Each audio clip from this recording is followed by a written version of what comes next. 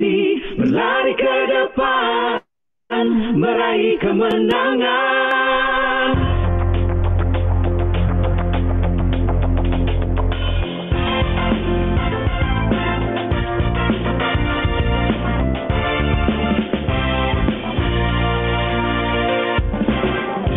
Kami datang dari pengalaman yang kaya akan variasi dalam ketampilan, di mana perbedaan menjadi satu dalam satu keluarga harmonis yang bahu-membahu. Satu visi, satu misi, kita melangkah untuk menjadi yang terbaik, menentang badai dalam perjuangan sejati, berlari ke depan, meraih kemenangan.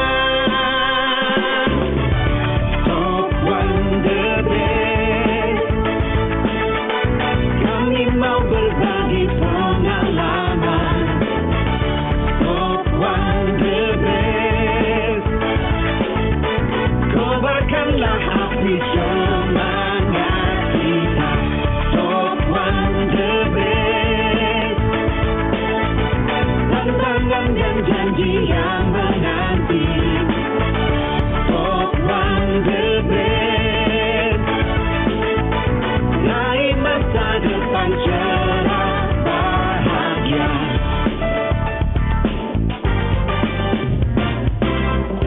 Kami datang dari pengalaman yang kaya akan variasi dalam keterampilan, di mana perbedaan menjadi satu dalam satu keluarga harmonis yang bahu-membahu.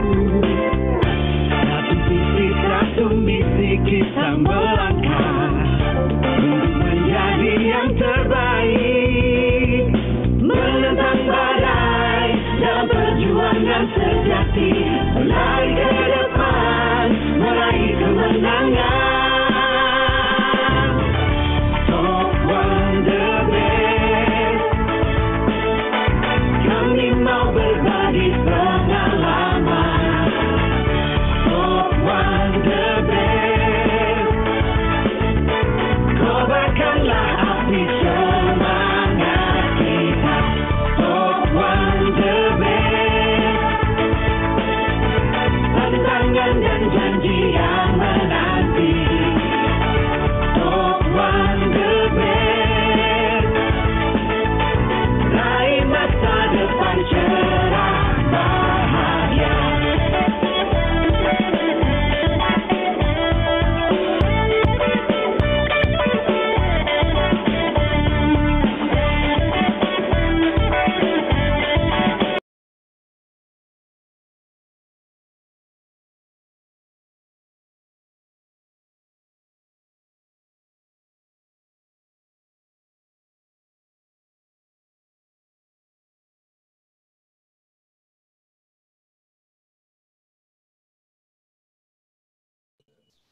Suaranya masih kedengeran nggak?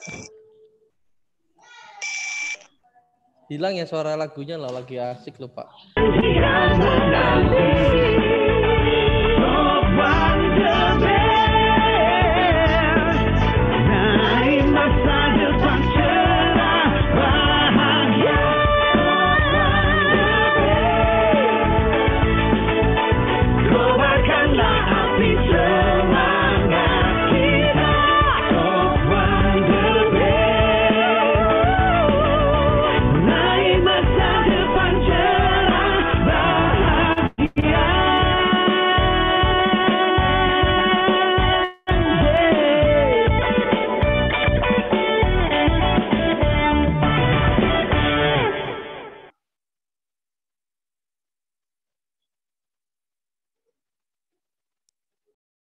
Boleh tepuk tangannya yang luar biasa.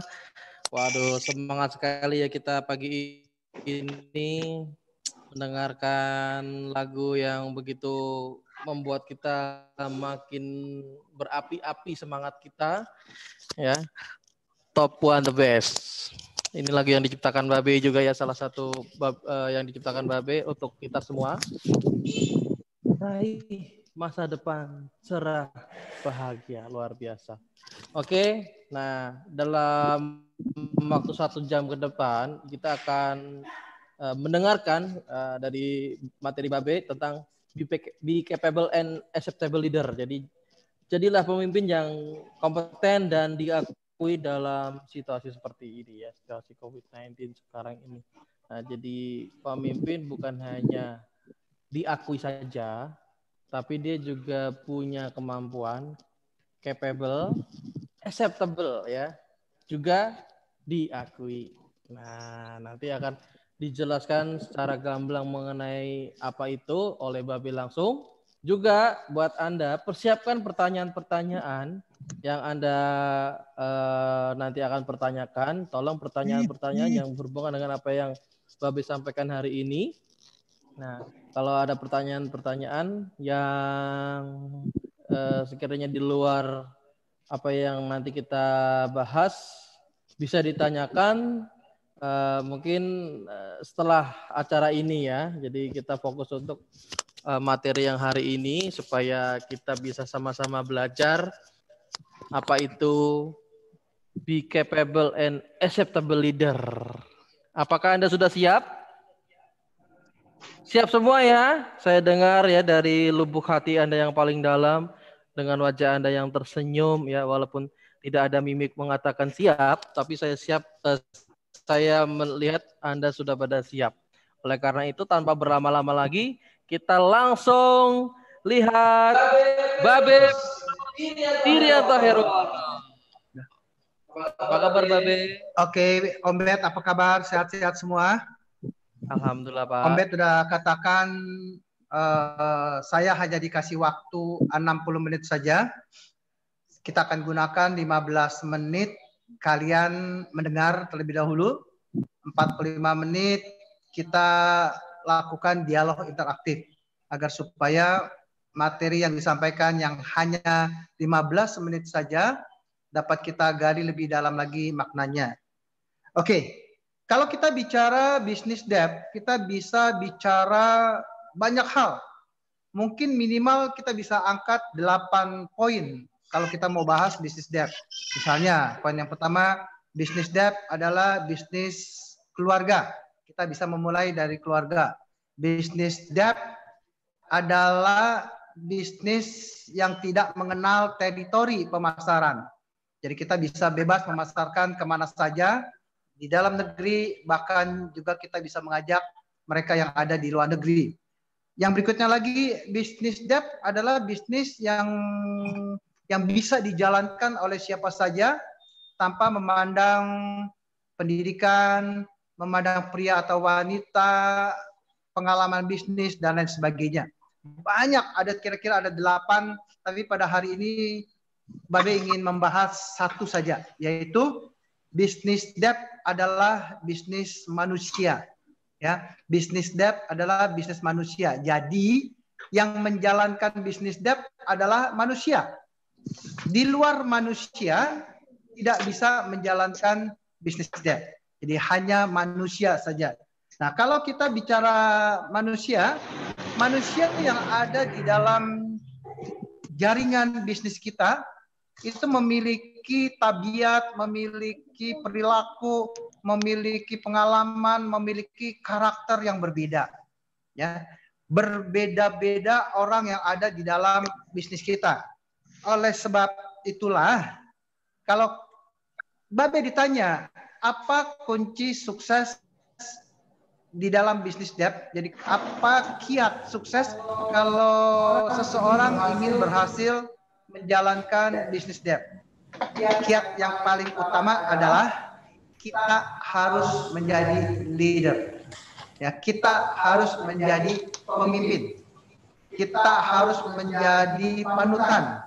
Kita harus menjadi orang yang patut dicontoh oleh orang lain. Siapa yang disebut dengan orang lain? Orang lain tersebut adalah downline yang ada di bawah jaringan kita. Jadi nanti di dalam jaringan tersebut ada 2 kelompok. Satu, kelompok kecil, dan kedua kelompok besar. Kelompok kecil itu namanya leader. Kelompok besar itu namanya follower. Ya, sekali lagi ada dua kelompok, satu kelompok kecil dan satu lagi kelompok besar. Yang kelompok kecil namanya leader, yang kelompok besar namanya follower. Kalau kalian tanya kepada Babe, berapa perimbangannya? Berapa perimbangannya antara leader dengan follower? Antara leader dengan downline-nya? Perbandingan yang paling ideal di dalam bisnis dev adalah 1:20. Satu leader harus memimpin 20 downline. Satu leader harus memimpin 20 follower. Ya, jadi pegang prinsip itu satu. Kalau ada satu leader, maka harus memiliki 20 follower. Ya, 20 follower. Nah, 20 follower yang dimaksud, ini kata kuncinya nih ya. 20 follower yang dimaksud adalah maksimal downline langsung yang ada di bawah Anda. 20 orang follower itu adalah downline langsung yang ada di bawah Anda. Ya, downline langsung yang ada di bawah Anda. Jadi, kalau kita bisa memimpin 20 orang, ya kalau kita bisa memimpin 20 orang, maka kita berharap 20 orang itu bisa memimpin 400 orang. Ya, 400 orang. Kalau punya 400 orang leader, maka leader tersebut bisa memiliki follower sebanyak 8.000. Ya, 8.000. Demikian seterusnya. Oleh sebab itulah di dalam materi LIT, ya di dalam materi LIT, di LIT itu Leadership Intensive Training, kita diajarkan bahwa leader itu adalah mesin bisnis. Ya, leader itu adalah mesin bisnis. Kalau kita bisa menciptakan leader-leader jaringan di bawah jaringan yang kita miliki, itu seperti halnya kita sudah memiliki mesin bisnis yang terus beroperasi, yang terus bekerja, yang terus berproduksi tanpa henti. Sampai akhirnya nanti, dengan atau tanpa kita hadir di lapangan, kita tetap mendapatkan bonus yang bertumbuh dari waktu ke waktu. Bonus yang semakin lama semakin lebih baik. Ya, bonus yang semakin lama semakin lebih baik. Jadi pegang kata kuncinya adalah leader adalah mesin bisnis. Nah, kalau kita berkata leader adalah mesin bisnis, yang disebut dengan mesin bisnis itu seperti apa? Ya, yang disebut sebagai mesin bisnis seperti apa? Leader yang disebut sebagai mesin bisnis adalah leader yang mempunyai kriteria CNA, ya, C dan A, CNA. Jadi C-nya itu kita sebut sebagai capable, ya capable. Sedangkan A-nya kita sebut sebagai acceptable, ya acceptable. Jadi leader yang kategori CNA atau CNA, C-nya adalah capable. Capable itu adalah leader yang memiliki kompetensi tinggi. Ya, capable itu adalah leader yang memiliki kompetensi tinggi. Sedangkan acceptable adalah pengakuan. Pengakuan dari hasil kompetensi yang dimiliki oleh leader. Babi ngomong pelan-pelan saja. Yang disebut dengan acceptable adalah hasil yang dapat dibuktikan dari kompetensi tinggi yang dimiliki oleh seorang leader. Oke, kita coba bahas satu persatu ya. Capable itu identik dengan kompetensi. Ya, identik dengan kompetensi. Yang disebut dengan kompetensi adalah leader tersebut dia paham betul teorinya. Dia paham betul teori bisnisnya. Teori bisnis dia paham betul. Ya, yang disebut dengan kompetensi yang pertama adalah dia paham terhadap teori. Ya, terhadap teori bisnis debt. Ya, teori bisnis debt kalian sudah pasti tahu dan Babi nggak akan bahas lebih jauh lagi. Teori bisnisnya adalah 4M. Ya, teori bisnisnya adalah 4M. Yang kedua, dia paham betul teori bisnisnya. Yang kedua adalah dia juga paham bagaimana mengimplementasikan teori bisnis di lapangan. Kalau kita paham teori bisnis, tapi kita tidak bisa mengaplikasikan, kalau kita tidak bisa mewujudkannya di dalam praktek nyata di lapangan, Anda belum capable. Ya, Anda belum capable. Kalau Anda paham teori bisnisnya, Anda juga mempraktekkannya, itu baru disebut sebagai capable. Tapi kalau Anda masih tergantung dalam praktek nyata di lapangannya, masih bergantung kepada orang lain, yang masih bergantung kepada orang lain, terutama kepada upline Anda, kapabilitas Anda atau capable Anda mungkin belum 100% nilainya. Ya, sebagai contoh, teori bisnisnya paham. Tentunya setelah Anda memahami teori bisnis, praktek nyata di lapangannya, Anda pasti melibatkan downline Anda atau melibatkan upline Anda di dalam membawakan sebuah aktivitas. Misalnya, kalau dalam satu aktivitas ada 4 materi yang harus dibawa, ya, ada 4 materi, 4 bagian yang harus dibawa. Yang pertama Anda bawa, yang kedua orang lain bawa, yang ketiga orang lain bawa, yang keempat orang lain bawa. Capable Anda masih 25%, ya. Capable Anda dari sisi implementasi di lapangan 25%. Tapi kalau Anda bisa membawakan satu materi utuh secara sendiri, satu materi utuh dibawa oleh Anda sendiri, itu Anda akan disebut sebagai orang yang capable. Ya, karena Anda bisa bicara teorinya, Anda bisa mengajarkan, memperlihatkan, sekaligus mempraktekkan bagaimana teori tersebut dipraktekkan di lapangan secara nyata. Mulai dari ambil bagian tahap demi tahap, sampai dengan akhirnya Anda bisa membawakan full materi sendiri saja. Masih ingat?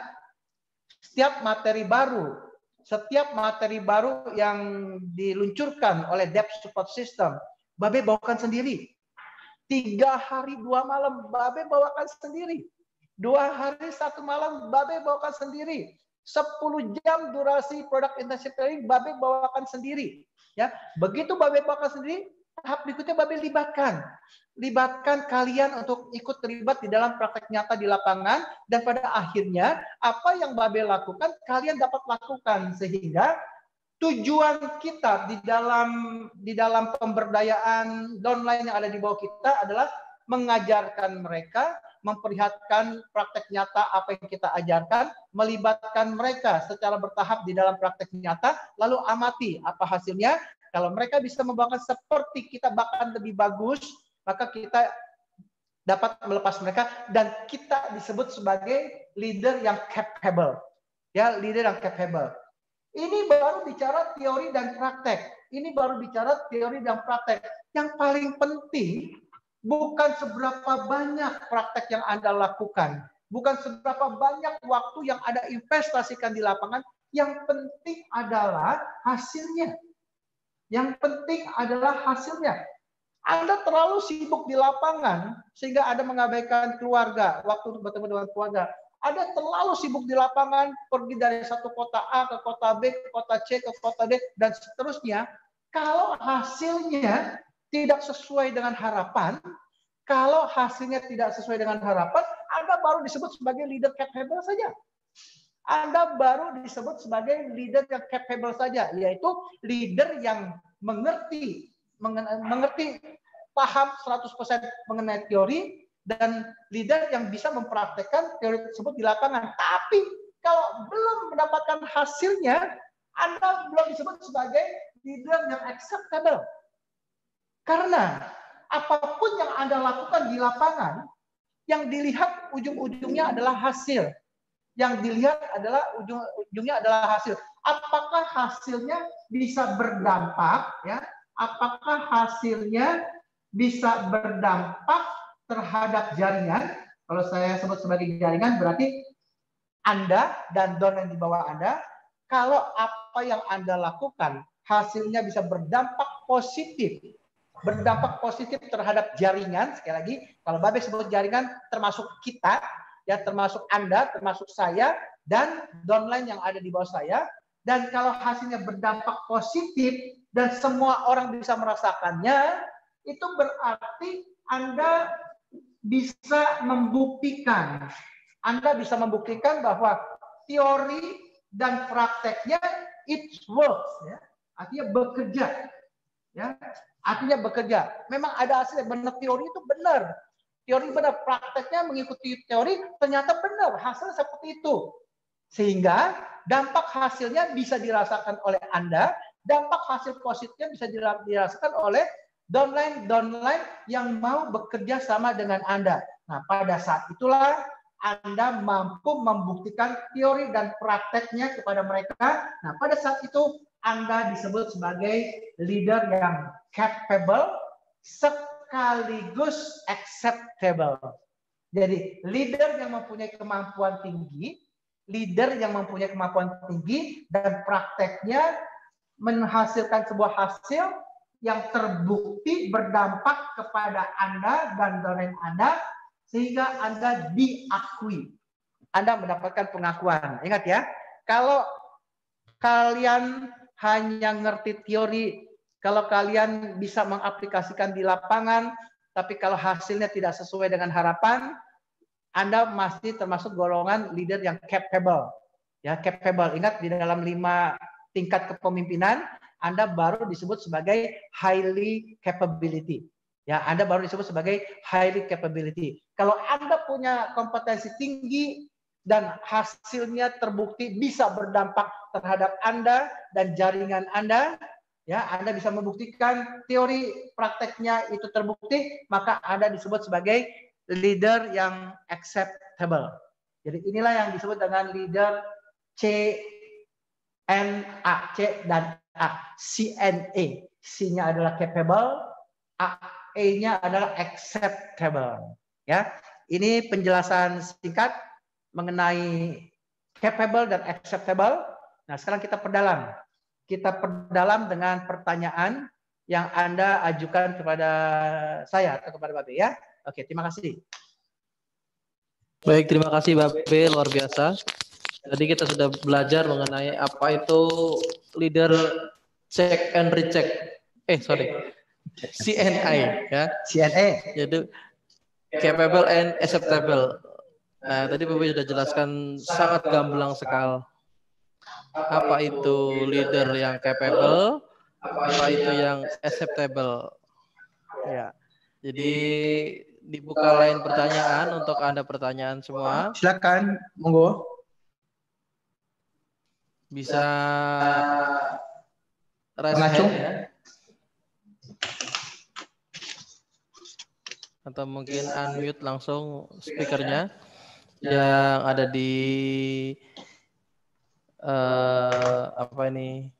Zoom meeting atau juga di YouTube. Anda bisa di live chat. Oke, silakan. Siapa yang mau bertanya? Siapa yang mau bertanya? Halo. Ini sunyi senyap saja. Mungkin ada yang tulis. Oke, ini. Baca aja. Ya. Oke, ada angkat tangan di Zoom. Oke, Mbak Maya. Mbak siapa? Mbak Maya. Mbak Maya. Mana nih orangnya? Mbak Maya dari mana? Silakan langsung. Halo, B. Saya Maya dari jaringan Super Team Lamongan. Unmute-nya dibuka. Hah? Mau gedein, Pak? Maya dari Super Team Lamongan. Silakan. Super Team. Kita sebagai leader, bagaimana menyikapi kayak downline kita yang sementara berhenti? Ayo, Pak Robert. Kita sebagai leader, bagaimana menyikapi? Ya, kita sebagai leader bagaimana menyikapi leader kita yang berhenti, ya? Berhenti menyikapi. Pertanyaannya bagus sekali. Kita sebagai leader, bagaimana menyikapi leader yang ada di bawah kita berhenti? Babe mau jawab pertanyaan dengan singkat sekali. Iya. Orang yang disebut dengan leader yang paham dengan teorinya dan ngerti prakteknya sehingga dia bisa menikmati hasilnya, tidak akan pernah mundur.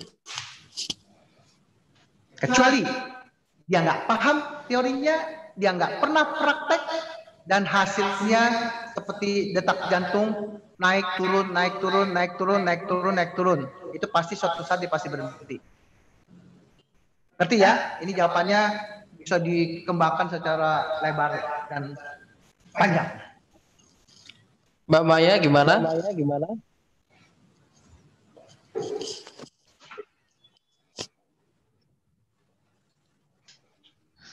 Mbak Maya? Ini loh, maksudnya kan saat Oke. pandemi corona seperti Mbak Maya ini, jelas ya? banyak Jadi pertanyaan Mbak Maya itu, bagaimana seorang leader bisa menyikapi downline-nya yang leader mundur? Babe katakan jawabannya, kalau ada leader yang mundur, dia bukan leader. Ya, dia bukan leader. Ini dikembangin jadinya ya. Kenapa dia bukan leader? Karena kalau dia meninggalkan bisnisnya, dia meninggalkan tugas dan tanggung jawabnya terhadap siapa? Terhadap downline yang sudah dia rekrut. Ya, downline yang sudah dia rekrut. Jadi leader yang tidak bertanggung jawab itu sebenarnya bukan leader. Ya, itu bukan leader. Karena leader harus bertanggung jawab atas orang-orang yang sudah dia rekrut dan dijadikan sebagai downline. Ini bisnis manusia. Bisnis manusia itu sentuhan manusianya. Sentuhan manusia itu harus lebih jalan ketimbang daripada sentuhan bisnisnya.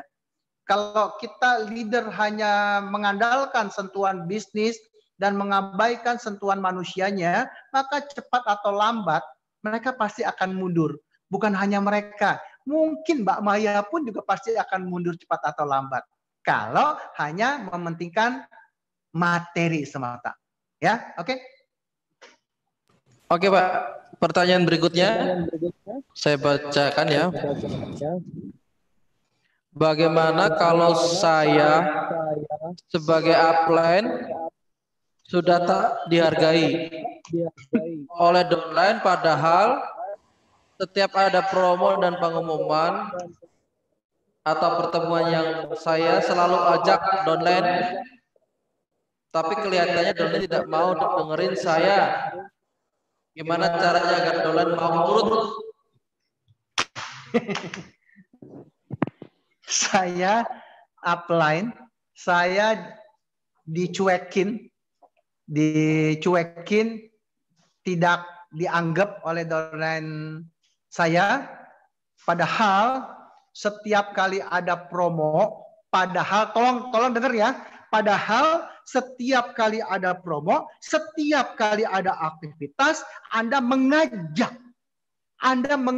downline Anda untuk mengetahui promo dan untuk mengikuti aktivitas. Tolong garis bawahi, Anda sekedar mengajak. Ya, Anda sekedar mengajak. Mengajak itu masih pasif, ya. Sifatnya itu masih pasif. Hanya ngajak saja. Babe mau kasih tahu ya, kita dihargai bukan dari posisi yang kita sandang. Kita dihargai bukan karena kita selalu mengajak downline Anda untuk mengetahui promo atau untuk ikut aktivitas. Ingat ya, kalau itu yang kita lakukan, kita pasti tidak akan dihargai. Kita akan dihargai dari apa yang kita berikan. Kita dihargai sebagai leader, sebagai upline, hanya dari apa yang kita berikan kepada downline, dan apa yang kita berikan kepada downline itu mengubah hidup dia. Itu baru adalah seorang leader. Dan secara otomatis leader yang macam demikian itu pasti akan direspek, akan dihormati. Ya, akan dihormati oleh downline-nya. Tapi kalau leader hanya sekedar ngajak, ngasih tahu promo, ngajak hanya untuk terlibat dalam aktivitas, begitu mereka datang, begitu mereka tahu, mereka merasa, loh, Anda dengan dia sama-sama duduk. Anda dengan dia sama-sama duduk, Anda dengan dia sama-sama melihat dan mendengar orang yang presentasi di lapangan. Nah, kalau itu yang terjadi berarti apa bedanya kita sebagai APEN dengan dia sebagai downline? Sama-sama nonton. Ya, sama-sama nonton, sama-sama mengikuti training. Nah, kalau kita mau dihargai, ini Babe agak keras kali mungkin hari ini ya. Mungkin agak keras. Kalau kita mau dihargai adalah ajak downline Anda ikut aktivitas di mana pembicara di panggung adalah kita sendiri, Anda sendiri. Sehingga downline Anda tahu, oh itu upline saya, oh upline saya luar biasa, upline saya bisa memberikan motivasi, upline saya begitu dihormati oleh orang banyak, berarti saya tidak salah untuk memilih upline saya. Jadi saya harus ikuti upline saya pasti harus copy paste apa yang dilakukan oleh upline saya, sehingga apa yang didapat oleh upline saya pun juga bisa mendapatkannya. Itu baru kita akan dihormati oleh jaringan downline kita.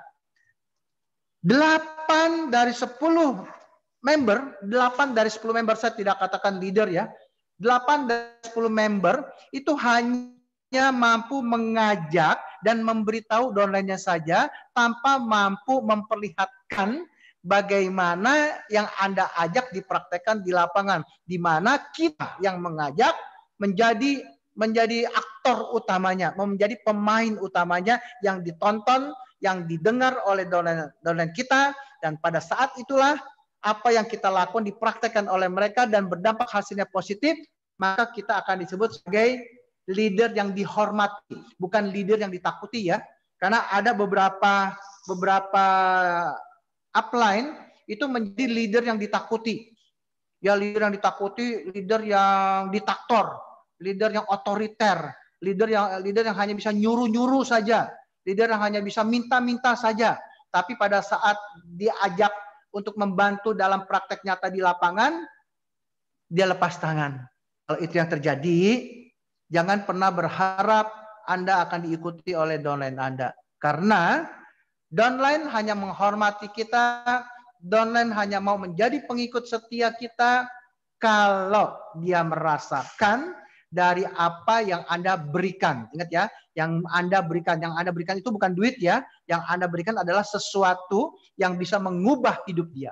Sesuatu yang bisa mengubah kehidupan downline menjadi lebih baik dan lebih baik lagi. Itu baru leader yang capable dan acceptable. Memiliki kemampuan dan hasilnya bisa dirasakan oleh dia, oleh downline Anda. Sehingga diakui, ya terbukti. Nah, itu baru yang namanya acceptable. Oleh sebab itu kalimat singkat be a capable leader and acceptable leader itu gampang diucapkan tapi prakteknya susah. Sekali lagi, leader bukan sekedar posisi tinggi, tapi leader dilihat dari praktek yang dia lakukan, dan apa yang dia lakukan hasilnya bisa dirasakan oleh orang lain, terutama oleh downline-nya, maka dia akan menjadi leader yang capable dan acceptable. Oke. Ada lagi, Pak Robert? Oke, untuk para penduduk Zoom bisa angkat tangan kalau ada yang mau nanya langsung. Mbak Heni Ismayati. Siapa? Heni Ismayati ya. Mana nih Mbak Heni? Enggak Pak, tadi kepencet. Oh, nggak jadi nanya. Nggak jadi. Robert. Ya. Oke, mungkin dari YouTube. Dari YouTube. Ada tuh dari Zoom. Rudi. Kendari. Pak Rudi. Mau nanya apa Pak Rudi? Silakan. Pak Rudi Kendari. Ya, oke, terima kasih Pak Robert. Selamat siang, Pak B.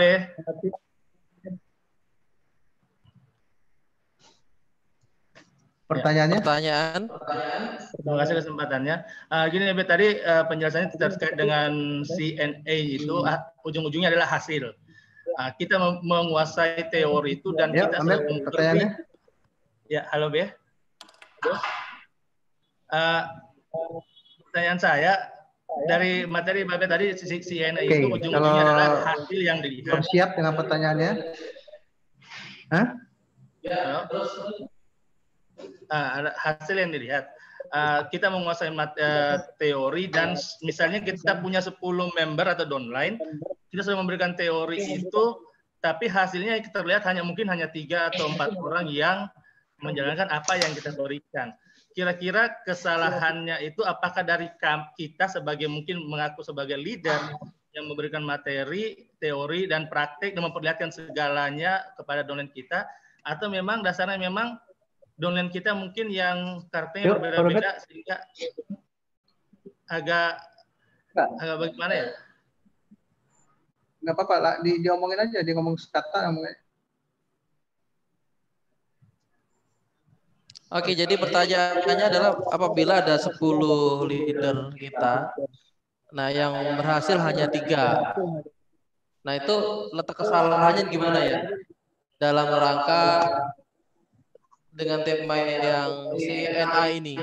Nah, tadi karena ujung-ujungnya adalah hasil. Ya kan karena kalau dari Pak Rudi katanya ujung-ujungnya adalah hasil. Kalau dari 10 yang berhasil hanya 3, itu letak kegagalannya di mana? Kesalahannya di mana? Oke, pertanyaannya bagus sekali.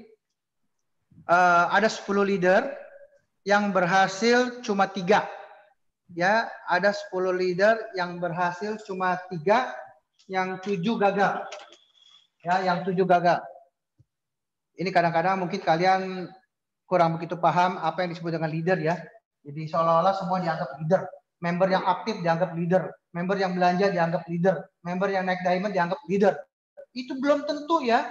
Posisi itu belum tentu leader. Member aktif itu belum tentu leader. Member yang banyak pengikutnya belum tentu leader. Ya, member itu belum tentu leader. Oke, ada 10. Babe sebut member aja ya, jangan sebut leader karena leader tuh nggak pernah gagal gitu. Ada 10 member dipilih yang berhasil cuma 3. Yang berhasil cuma 3. Kalian mengatakan, ingat nih, jangan terjemahkan apa yang Babe katakan, ujung-ujungnya hasil. Betul. Ujung-ujungnya adalah hasil, tapi bukan hasil yang sesaat ya. Bukan hasil yang cuma bisa dinikmati 2, 3, atau sampai dengan 6 bulan. Tapi hasil, ujung-ujungnya hasil yang bertumbuh. Hasil yang bertumbuh dari waktu ke waktu, semakin lama semakin besar.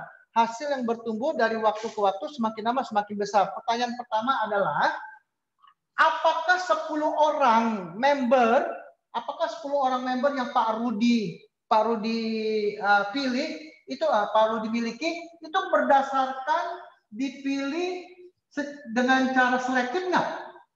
Dipilih dengan cara selektif nggak? Artinya selektif itu dari sekian ribu atau dari sekian ratus atau dari sekian puluh mungkin dipilih 10. Kenapa kita pilih 10? Karena 10 orang ini adalah orang yang punya keyakinan yang sama ya.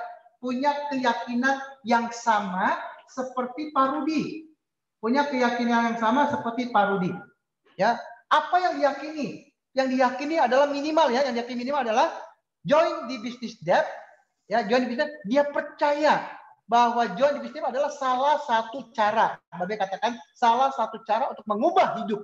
Ya, salah satu cara untuk mengubah hidup. Itu boleh disebut sebagai keyakinan. Keyakinan yang sama dengan Pak Rudi. Yang kedua, dia mau menginvestasikan waktunya. Dia mau menginvestasikan waktu. Artinya dari sekian banyak waktu yang dia miliki,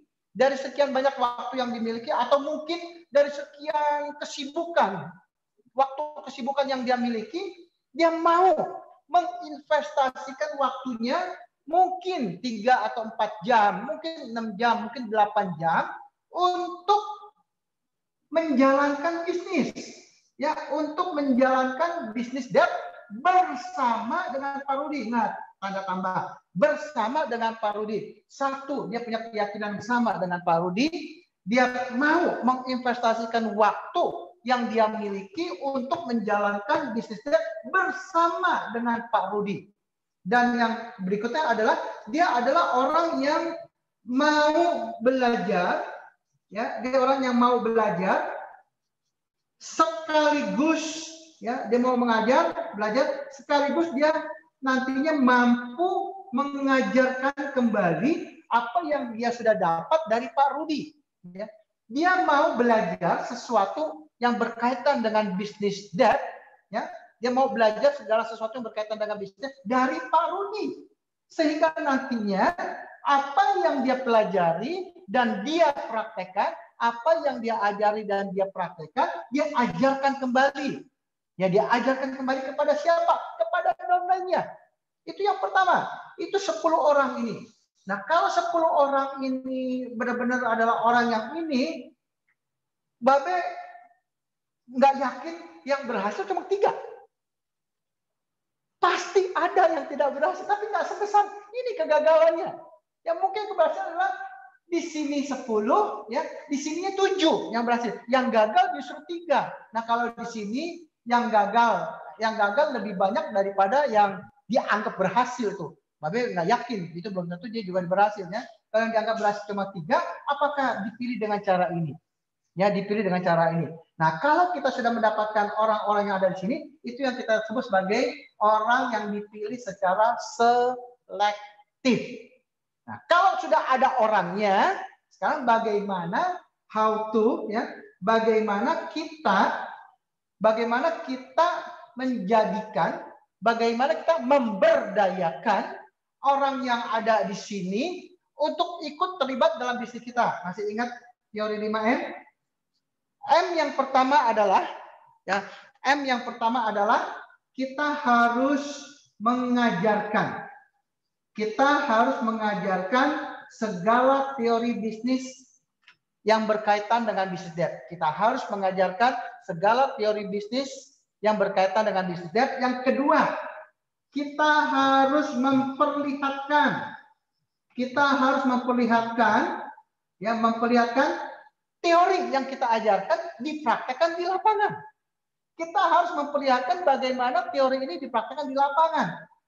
Ini 100% Pak Rudi yang melakukannya. Ya, ini dengan ini mengajarkan downline dan memperlihatkan teori dipraktekkan di lapangan kepada downline, itu 100% Pak Rudi yang mengajarkan. Ya, Pak Rudi yang mengajarkan. Yang berikutnya adalah mulailah melibatkan secara bertahap, ya, downline yang kita sudah pilih untuk terlibat di dalam praktek nyata. Kalau di sini mereka mendengar, di sini mereka melihat, sekaligus juga mendengar prakteknya di lapangan. Di sini mereka sudah terlibat. Mereka di sini sudah melakukannya. Ya, di sini mereka sudah melakukannya sampai akhirnya kita melihat, ya, kita mengamati apakah 1, 2, 3 yang sudah kita terapkan kepada mereka bisa mereka lakukan.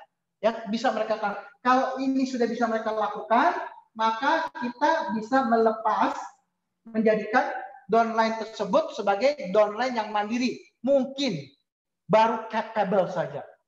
Itu downline.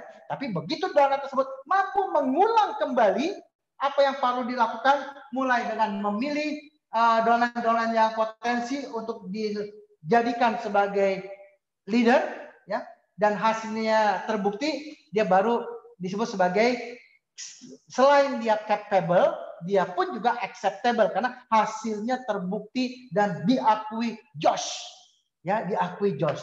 Jadi ini penjelasan yang Babe jelaskan. Kalau ditanya salah di mana, tolong ditelusuri lagi. Apakah salahnya di sini? Kita tidak seleksi. Apakah salahnya di prakteknya? Kalau Pak Rudi katakan, semuanya Pak Rudi sudah katakan, maaf ya, kalau apa yang Babe jelaskan, Pak Rudi katakan sudah Pak Rudi praktekkan, mungkin Pak Rudi kurang giat saja. Ya, lebih giat lagi, pasti kita akan mendapatkan leader-leader dengan melalui bibit-bibit yang potensi yang sangat-sangat bagus. Ya. Jadi sekali lagi, salah di mana? Tolong Pak Rudi telusuri di trace back kembali. Apakah salahnya di sini? Apakah salahnya di sini? Sehingga hasilnya ini. Please ya, jangan mudah mengatakan leader ya. Jangan menggunakan 10 leader saya latih, cuma 3 yang berhasil. Jangan sebut leader. Karena leader itu memiliki 2 kriteria. Dia harus punya kompetensi dulu. Kompetensi itu terbentuk karena kita melakukan 5M. Nah, pada saat dia mempraktekkan dan hasilnya terbukti, baru dia acceptable. Ya, itu baru leader namanya. Dan kita bisa berharap dia bisa menjelma menjadi mesin bisnis bagi kita. Ya, dia dapat untung, kita juga dapat untung. Please, dia dapat untung, kita dapat untung. Jangan kita dapat untung, dia dapat buntungnya. Ya, dia dapat untung. Kalimatnya, dia dapat untung dulu, kita pun juga dapat untung. After we give, pasti we take. Kita akan mendapatkan sesuatu secara otomatis. Oke? Oke. Terima kasih Babe. Pak Rudi gimana? Alhamdulillah pencerahannya bagus sekali. Oke. Wah, ini kenapa Bu Ami telepon saya ini? Hah? Siapa? Bu Ami, saya akan bacakan pertanyaan di YouTube, Pak. Jadi ada 2 pertanyaan di YouTube. Ya, ada 2 pertanyaan di YouTube. Yang pertama dari Umi Nuamorea, Pak, kriteria leader agar sukses di PT DEP itu yang bagaimana, B? Itu yang pertama. Bisa di-mute dulu karena suara saya ke situ. Oke. Ya, berikutnya adalah dari Siti Mawana. B, bisnis ini kan bisnis bisnis ini susah adalah menjaga manusianya. Kiat apa saja yang Mbak B lakukan selama ini untuk menjaga perusahaan beserta mitranya bisa sukses dan bertahan sampai saat ini? Ini yang kedua.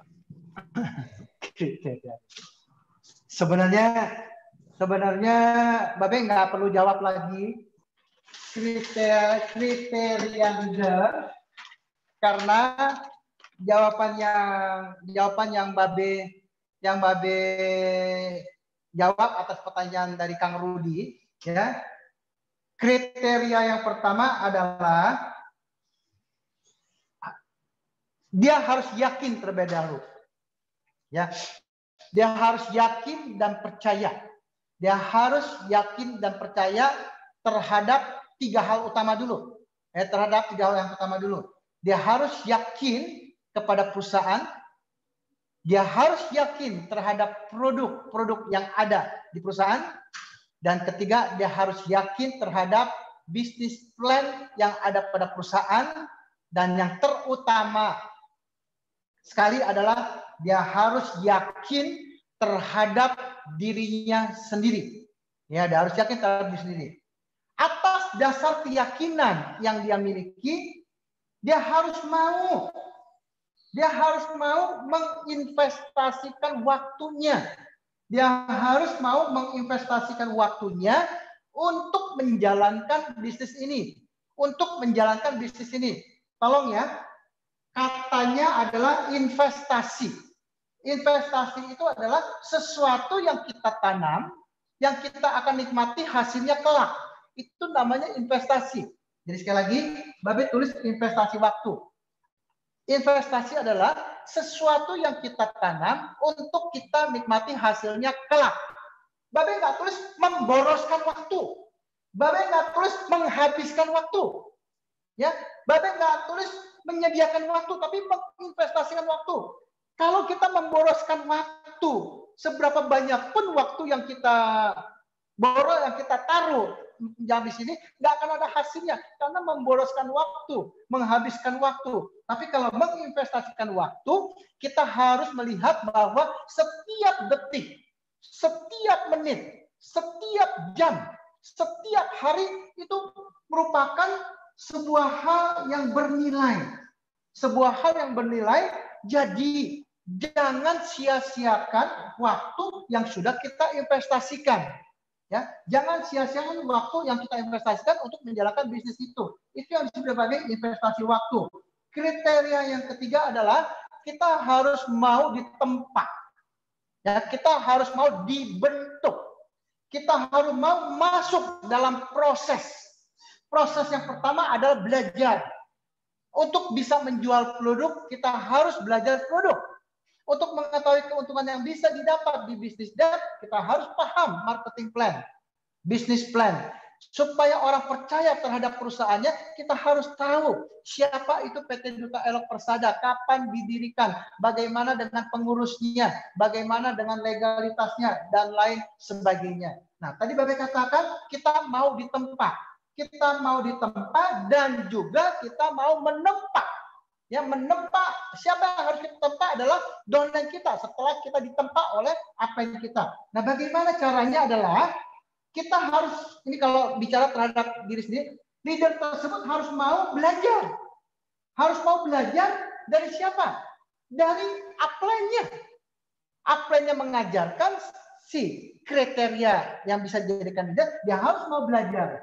Yang kedua, dia harus memperhatikan apa yang diperlihatkan oleh upline-nya dalam bentuk aplikasi teori yang diterapkan di lapangan. Yang ketiga, dia harus mau dilibatkan. Dia harus mau dilibatkan di dalam praktek nyata. Dia tidak boleh hanya menjadi pendengar yang baik, tapi dia juga harus menjadi pelaku yang baik.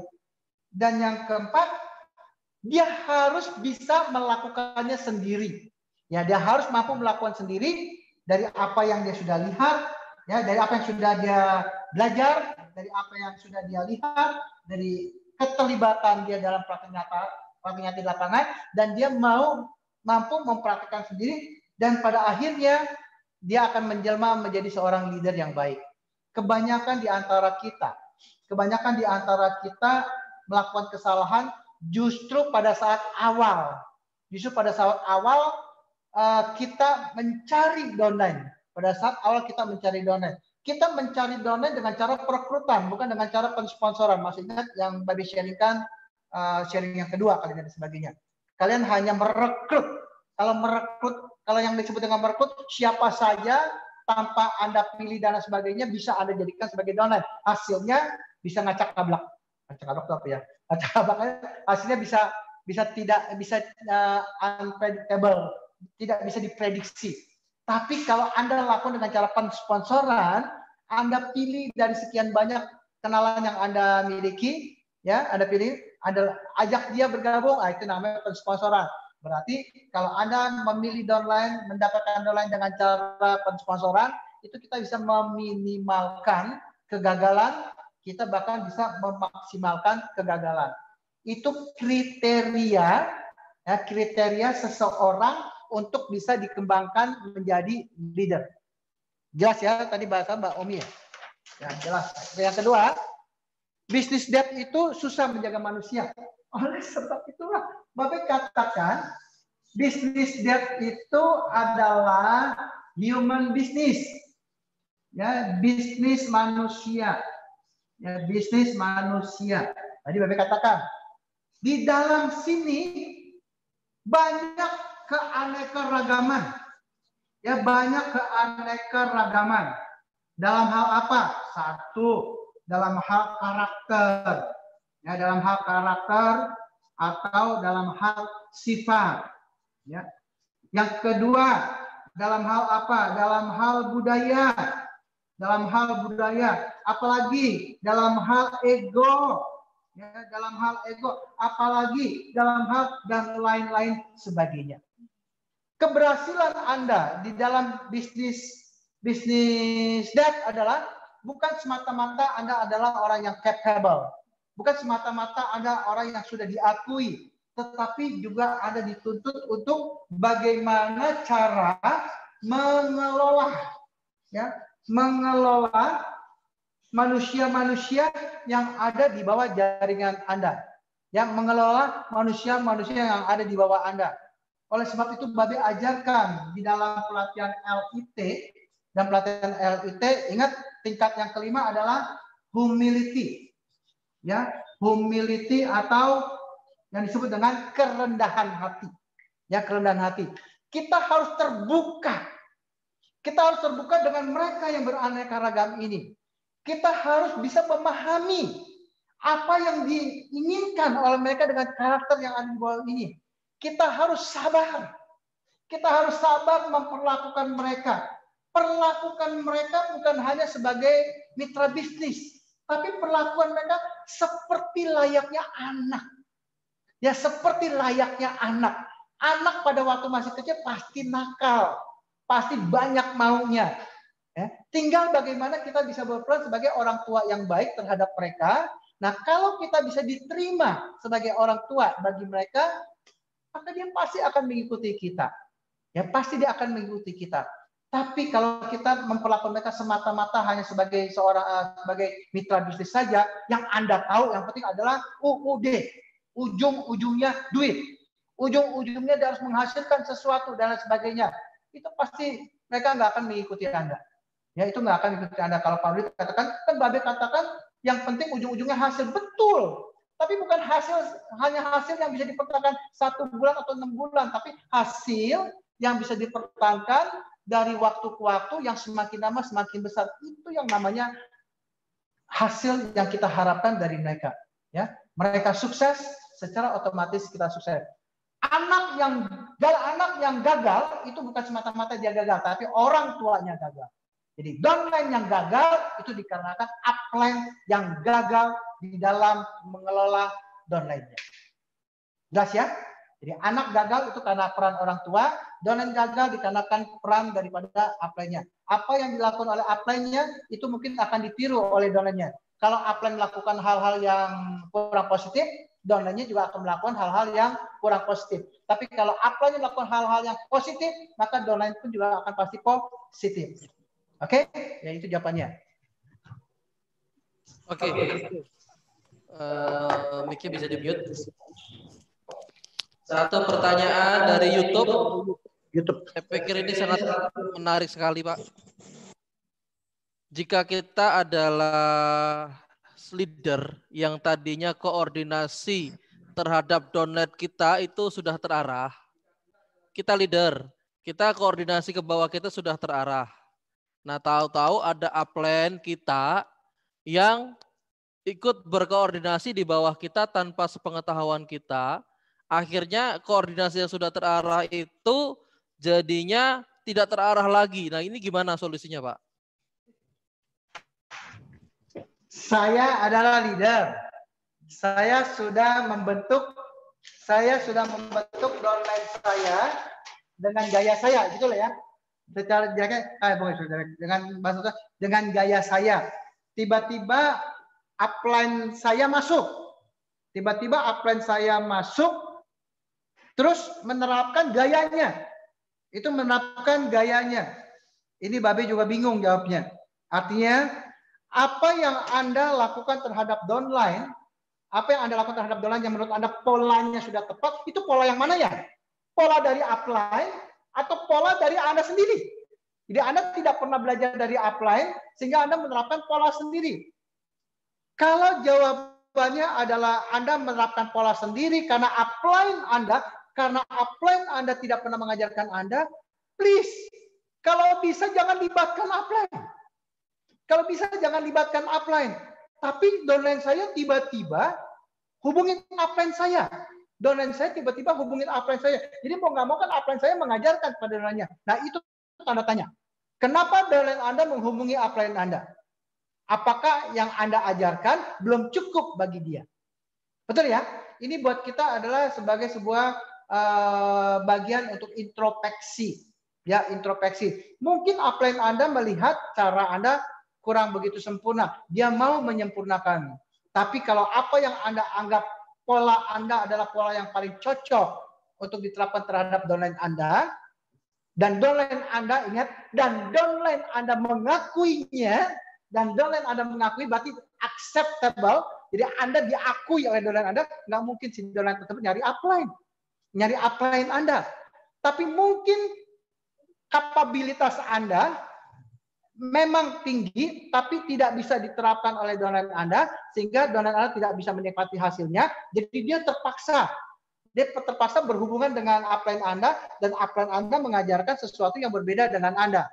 Jadi kesimpulannya yang pertama, apakah yang Anda terapkan terhadap downline Anda itu hasil didikan dari upline Anda atau bukan? Itu dulu. Ya, itu dulu. Yang kedua, kalau apa yang Anda terapkan dan Anda anggap cocok, dan Anda anggap cocok buat jaringan yang Anda miliki, udah nggak perlu libatkan upline Anda. Nggak perlu libatkan upline, tapi juga jangan merasa, wah upline enak ya, nggak kerja, dapat duit dari saya. Jangan ngomong begitu ya. Karena Anda ada di Dev berkat upline Anda yang mengajak Anda. Ya, jadi pertama, apakah yang Anda terapkan, apakah yang Anda terapkan itu berasal dari upline Anda atau bukan? Kalau Anda merasa apa yang Anda terapkan itu cocok buat Anda, nggak perlu libatkan upline Anda. Nah, supaya downline Anda tidak berhubungan dengan orang lain, ya tidak berhubungan dengan orang lain, yang paling penting adalah rutinitas komunikasi yang Anda lakukan secara intens terhadap downline Anda. Ya, komunikasi dari waktu ke waktu harus ditingkatkan. Dalam era pandemi ini kita masih tetap bisa berkomunikasi dengan mereka, yaitu dengan cara seperti hari ini. Ya, seperti hari ini, Anda boleh ambil peran Babe. Anda boleh ambil peran Babe dan peran Anda diperankan oleh downline Anda. Jadi Anda yang bisa menjelaskan segala sesuatu yang berkaitan dengan motivasi, inspirasi, pendidikan, dan lain sebagainya. Oke ya, jelas? Oke, satu lagi saya kesempatan untuk yang di Zoom. Yang mau bertanya langsung dengan Babe, boleh langsung angkat tangannya. Atau mungkin langsung Mbak Atun Afrihatun, come from Kebumen, lah Keprimen kabare.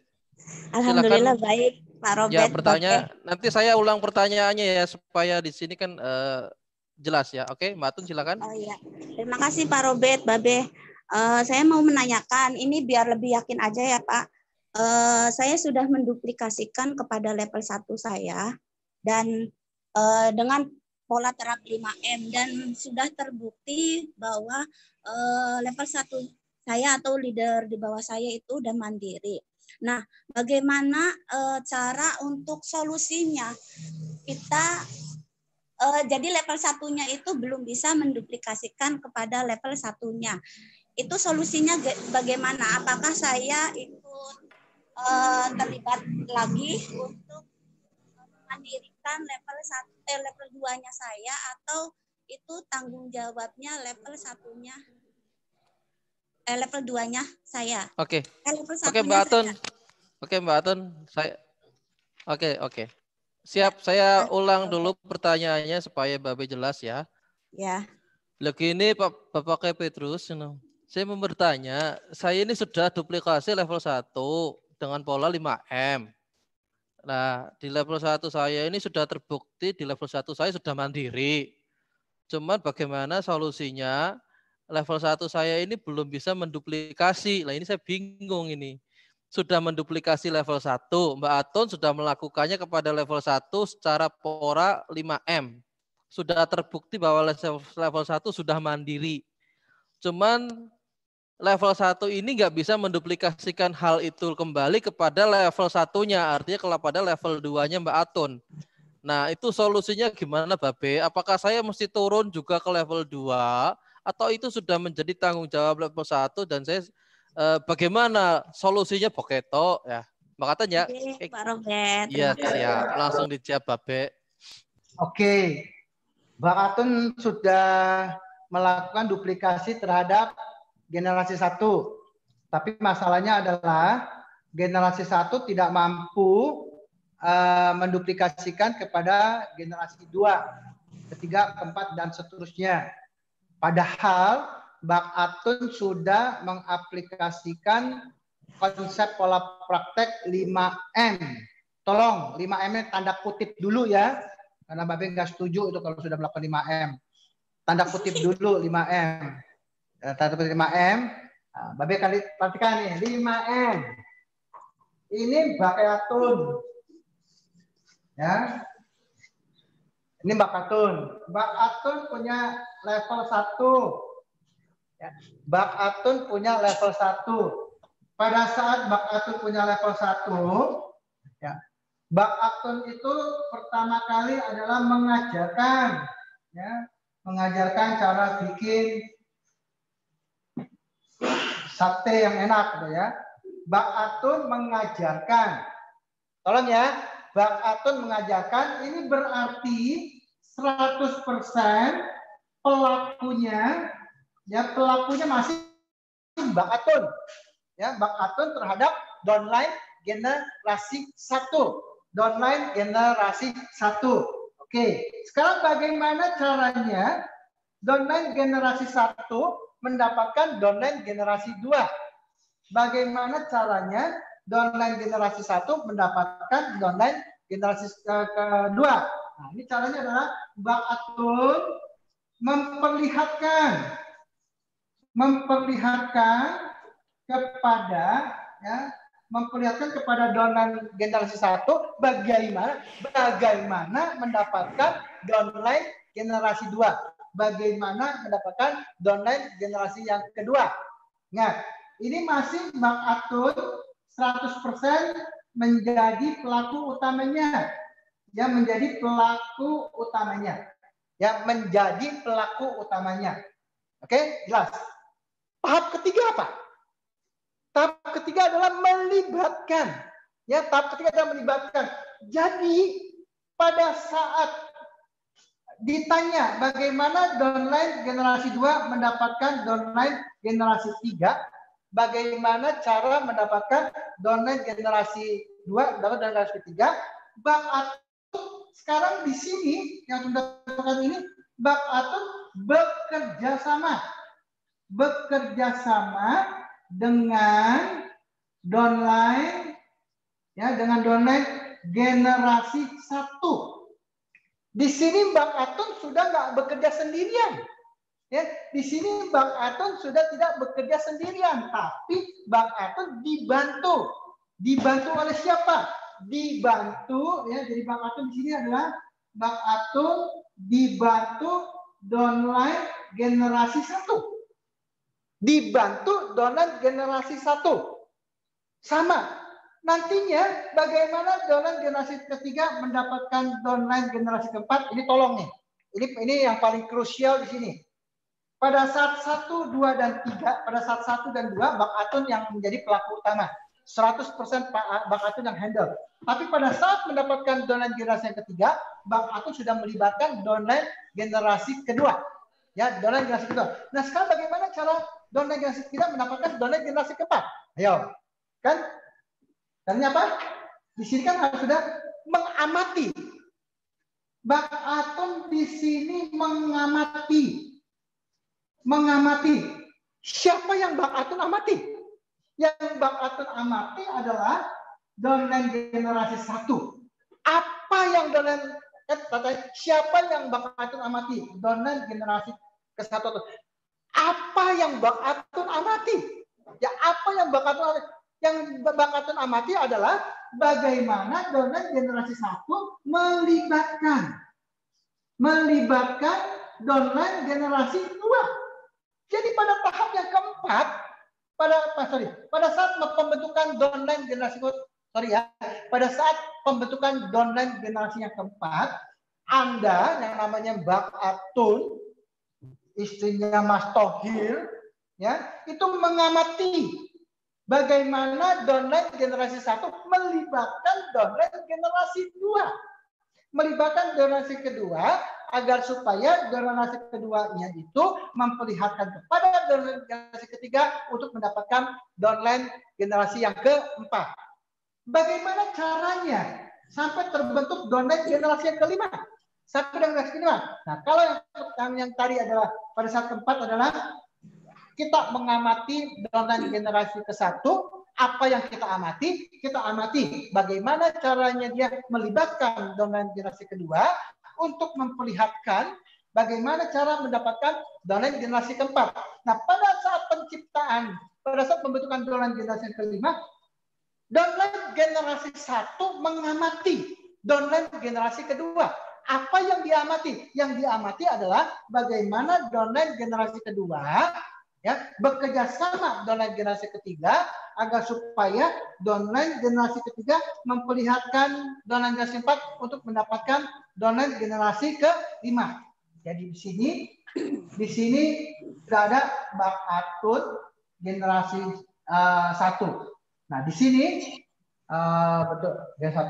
Nah, di sini Bang Atun generasi 1 dan generasi yang kedua.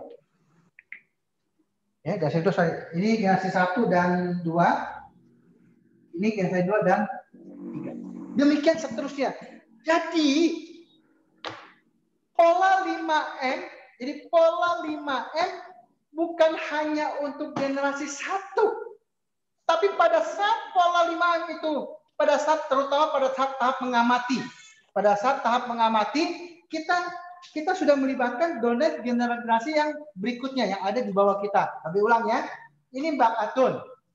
Bang Atun kan bertanya, duplikasi di level 1-nya sudah jalan. Tapi level 1 tidak mau menerapkan praktek yang sama terhadap generasi yang kedua. Jadi mandek di situ. Bang Atun katakan sudah melakukan 5M. Bapak katakan tolong 5M itu tanda kutip dulu. Belum tentu itu 5M yang sebenarnya. Karena 5M yang sebenarnya adalah pada saat Bang Atun mendapatkan downline generasi 1, Bang Atun wajib mengajarkan downline generasi 1. Ya. Bang Atun wajib mengajarkan downline generasi 1. Apa yang Bang Atun ajarkan? Teori 4M. Setelah itu, ya, pada saat ini 100% pelaku utamanya adalah siapa? Bang Atun. Dia masih diam saja. Dia hanya dengar dan lihat saja. Dia mendengar apa yang Bang Atun ngomong. Dia hanya melihat bagaimana cara Bang Atun mengajarkan dan sebagainya. Nah, pertanyaannya, bagaimana caranya generasi 1 mendapatkan generasi yang kedua?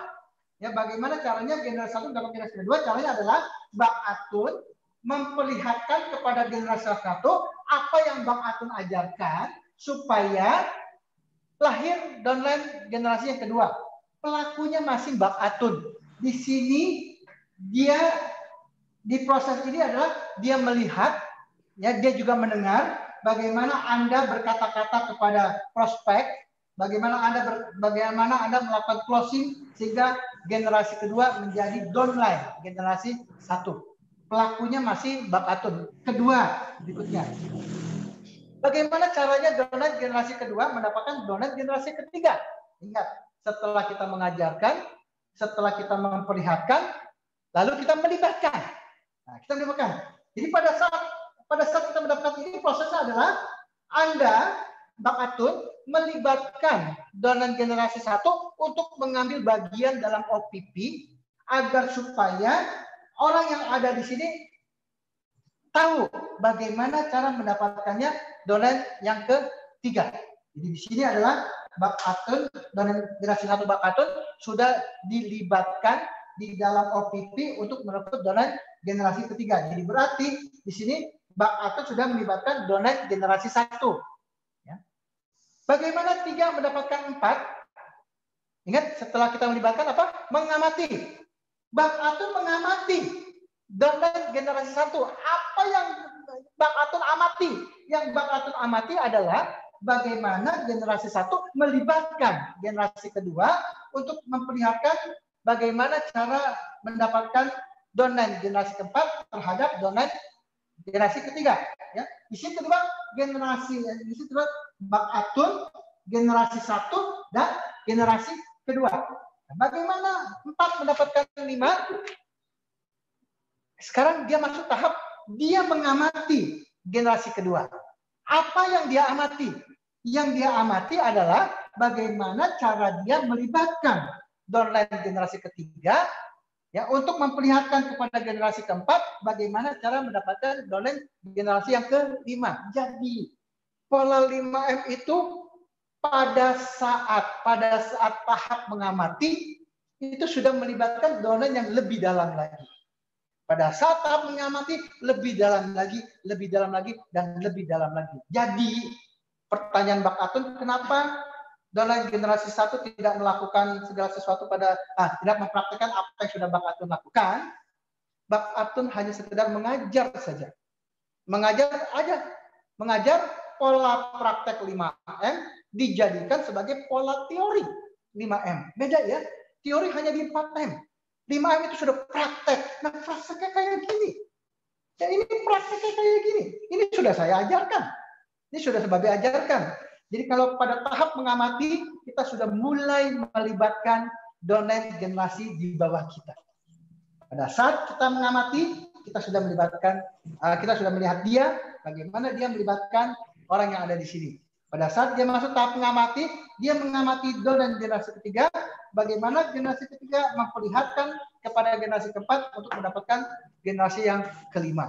Jadi, ini kalau dilakukan secara konsekuen dan konsisten, pertanyaan Bakatun itu nggak perlu ditanya. Kenapa generasi satu nggak melakukan hal yang sama seperti yang Bakatun ajarkan? Karena 5M-nya baru sepotong-sepotong. 5M itu paling gampang diucapkan Bakatun, tapi untuk mempraktekannya susah. Ya, kaitannya dengan capable dan acceptable. Pada saat Bakatun mengajarkan, kapabilitas Bakatun dalam hal mengajar itu dinilai. Pada saat Bakatun mempraktekkan apa yang Bakatun ajarkan, itu masih tahap kapabilitas. Ya, masih tahap kapabilitas. Pada saat Bakatun mulai mengamati, Bakatun mengamati generasi satu, bagaimana generasi satu melibatkan generasi kedua. Kalau ini berhasil pada tahap mengamati satu berhasil, berarti Bakatun sudah mulai masuk membuka pintu yang namanya acceptable. Ya, kalau memang ini bisa dipraktekkan oleh generasi satu, berarti teorinya Bakatun, apa yang Bakatun perlihatkan di lapangan itu berhasil.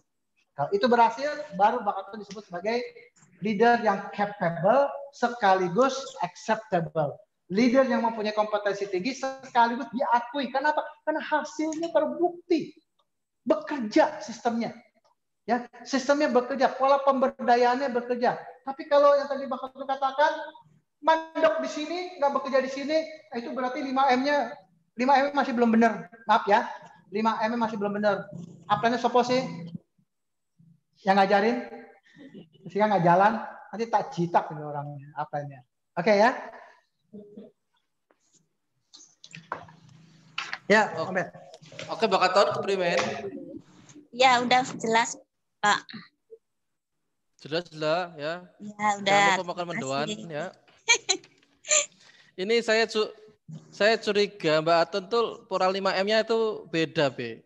Jadi mungkin pola 5M-nya itu M yang pertama mengajarkan, M yang kedua menyuruh, M yang ketiga menyuruh, M yang keempat menyuruh, M yang kelima menyuruh. Jadi habis ngajarin cuma nyuruh doang ya. Padahal di 5M itu nggak ada istilah menyuruh ya di sana ya. Nah, ini untuk pelajaran kita semua tentang 5M ya. Ini bukan teori tapi itu adalah pola terap praktek ya. Bapak udah jelaskan tadi sangat jelas dan gamblang sekali. Kita berpikir 5M itu hanya di level 1. Ternyata 5M itu melibatkan level sampai kedalaman ya. Nah, ini harus jadi pelajaran penting buat kita semua. Jangan sampai kita gagal paham. Gagal paham berarti kita nggak bisa menjalankan pola duplikasi ini secara benar ya. Jangan sampai M yang pertama mengajarkan sudah benar, M yang kedua menyuruh, M yang ketiga menyuruh, itu gagal. Gagal maning lah. Oke lah, terima kasih ya karena waktu sudah menunjukkan.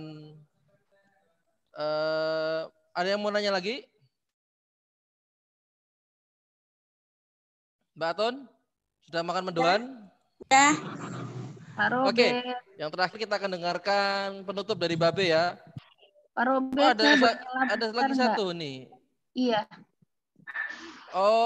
Oke, Mbak Mareta dari Surabaya boleh silakan kalau mau bertakok-takok.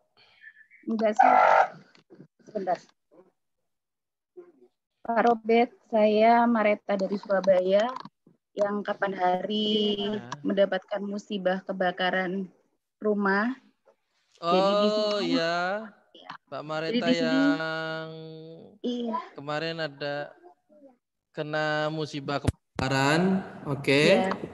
Jadi di sini Saya tidak bertanya, hanya kebetulan ada Babe di sini juga. Saya mau menyampaikan terima kasih banyak untuk Babe dan jajaran PD yang seperti yang Babe bilang, di sini bukan hanya sentuhan bisnis, tapi sentuhan manusianya juga.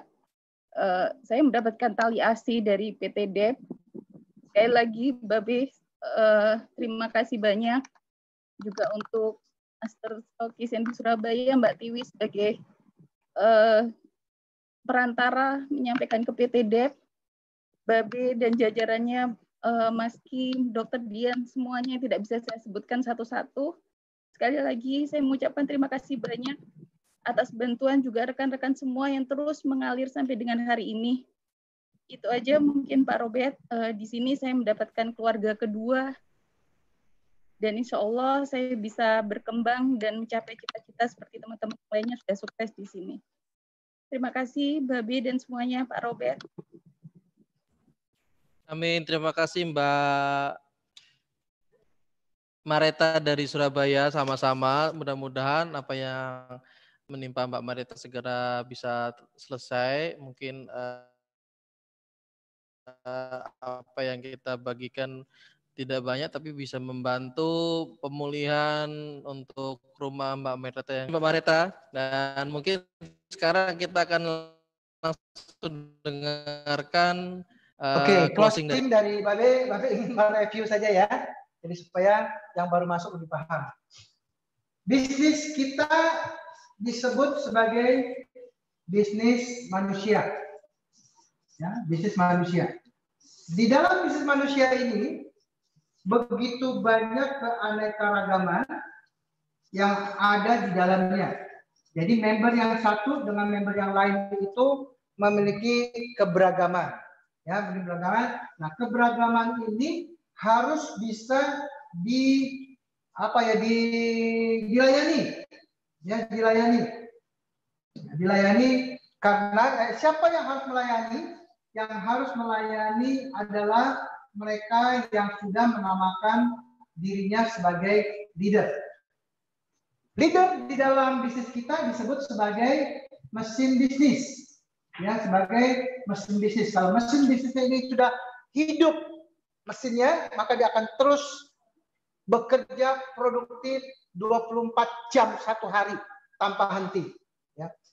Untuk supaya mesin ini bisa berfungsi, maka seorang leader harus mampu memimpin pengikutnya atau yang disebut dengan followernya. Berapa ideal perbandingannya di dalam jaringan kita? Kalau ada satu leader, dia harus bisa memimpin 20 follower. Ya, 20 follower. Nah, kalau kita terapkan dengan prinsip 4M sebagai teori dan 5M sebagai praktek, maka kalau satu memimpin 20, maka 20 akan memimpin 400, 400 akan memimpin 8.000. Jadi yang di sini dipimpin oleh orang yang ada di sini, yang di sini dipimpin oleh orang yang ada di sini, yang di sini dipimpin oleh orang yang ada di sini. Jadi kalau perhatikan siapa memimpin siapa harus jelas. Kita harus memimpin downline generasi 1 supaya generasi 1 bisa memimpin downline generasi yang kedua. Oke. Leader yang mampu melakukan ini, yang mampu memimpin sekaligus menduplikasikan jiwa kepemimpinannya kepada downline-nya adalah leader yang harus memiliki kategori capable dan acceptable. Ya, capable dan acceptable. Capable ini identik dengan kompetensi. Ya, identik dengan kompetensi. Jadi dalam kompetensi dia paham teorinya. Dia paham teori 4M, ya dia paham teori 4M dan dia mampu mempraktekkan teori 4M di dalam pola terap yang namanya 5M. Kalau kita hanya mampu di sini, teori 4M dan kita praktekkan 4M, ini kaitannya dengan pertanyaan. Kalau kaitan dengan pertanyaan Bak Atun itu baru leader yang capable. Ya, Bak Atun itu baru leader yang capable. Karena Bak Atun baru mampu menghasilkan downline generasi 1 yang seperti Bang Atun. Tapi, Bang Atun hanya bisa menduplikasikan kepada downline generasi 1, tapi generasi 1 tidak mampu menduplikasikan kepada generasi kedua. Tapi Bang Atun disebut sebagai downline yang capable. Generasi 1 belum capable. Ya, downline generasi 1 Bang Atun belum capable, tapi Bang Atun sudah capable. Karena kalau Bang Atun sudah mampu melakukan duplikasi dengan benar, maka generasi 1 Bang Atun capable akan dibuktikan melalui hasil. Ya. Jadi artinya kalau Bang Atun mampu menduplikasikan dan menjadikan downline generasi 1 Bang Atun sebagai orang yang capable, sebagai member yang capable, sebagai leader yang capable, dan hasilnya terbukti. Ya, terbukti bagi siapa? Terbukti downline generasi 1 mengalami pertumbuhan, secara otomatis kita sebagai upline, Bang Atun sebagai upline juga mengalami peningkatan hasil.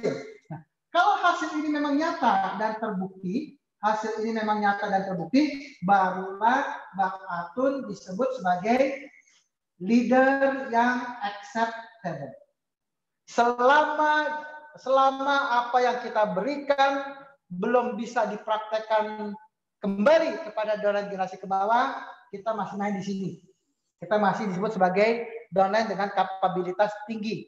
Tapi begitu kita apa yang kita lakukan bisa diduplikasikan oleh orang yang kita ajarkan, jadi mampu menduplikasikan apa yang kita ajarkan dan menghasilkan generasi kedua, ketiga, dan keempat, hasilnya terbukti. Terbukti artinya si downline merasakan pertumbuhan hasil, dan Bang Atun secara otomatis juga merasakan pertumbuhan hasil, maka kita disebut sebagai downline yang capable dan acceptable.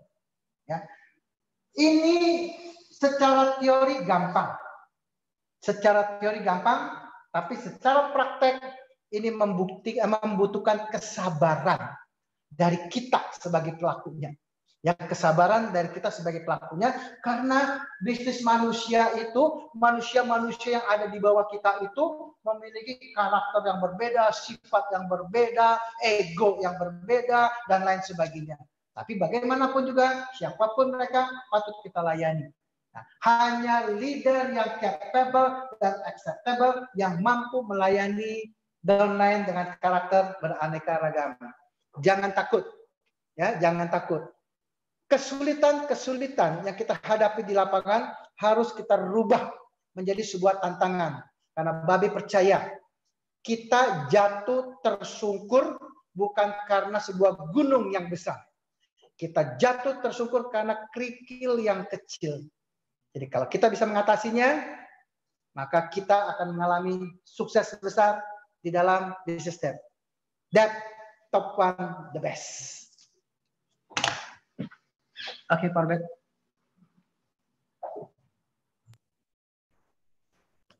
Oke, terima kasih untuk Babe, dan hari ini kita sudahi acara 1 jam bersama Babe. Buat Mbak Mareta tetap semangat, untuk teman-teman yang lain tetap semangat ya. Pasti bersama Dep kita akan meraih mimpi-mimpi kita bersama, akan lebih indah untuk kita bagi kepada semua orang dan downline kita. Terima kasih, semoga hari ini bermanfaat untuk kita semua dan bisa menjadikan pelajaran berharga buat kita semua. Bukan hanya sekedar dipelajari, tapi dipraktekkan, dan dipraktekkan. Terima kasih. Sampai jumpa di kesempatan berikutnya. Assalamualaikum warahmatullahi wabarakatuh.